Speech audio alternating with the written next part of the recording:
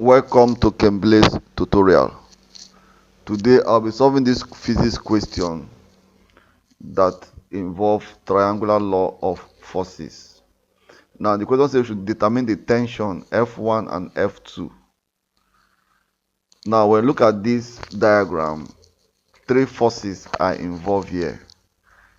The weight of the object here, which is 4 kilograms, and we all know that weight is equals to mass times acceleration due to gravity, and acceleration due to gravity is constant, which is 10, so it's going to be 4 times 10. So here is indirectly 40 Newton force. So we need to find the tension here and here, and look at this arrow. So we are going to convert this to triangle. So this weight is acting downward, so I can draw it this way. It's acting downward. You can go this way. Okay, it's acting downward, and I can say I'll put my arrow acting downward, and this is 40 Newton.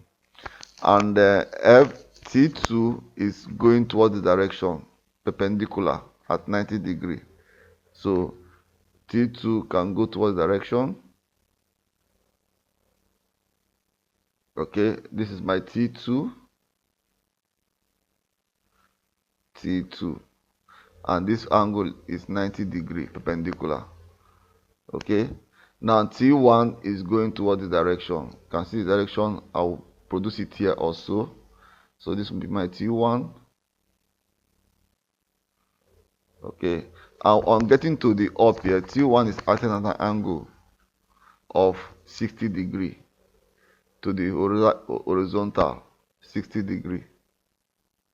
So this is my T1.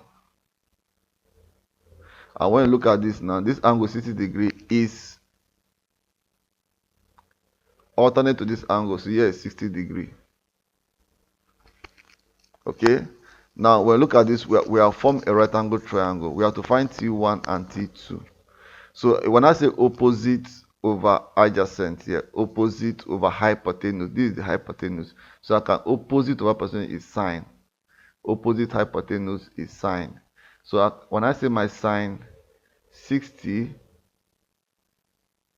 is equal to the opposite, which is 40 Newton divided by T1. Okay, and sine 60 is √3 over 2 is equals to 40 over T1. So when I cross multiply, my T1 will be equals to 80 divided by √3, and this will give us 80 divided by √3.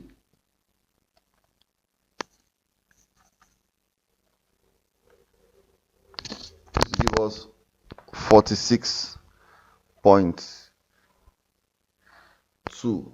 Okay, so I have here T1 will give us 46.2 Newton. Now I've gotten my T1 here. Then my T2, I can still use adjacent over, or I can use tan. So opposite over adjacent. So my tan 60 is equals to opposite, which is 40 over adjacent, which is T2. So my tan 60 is √3 is equals to 40 over T2.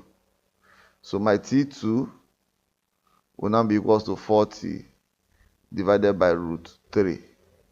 And this will give us 40 divided by √3. 40 divided by √3. This will give us 23. So it's going to give us 23 Newton.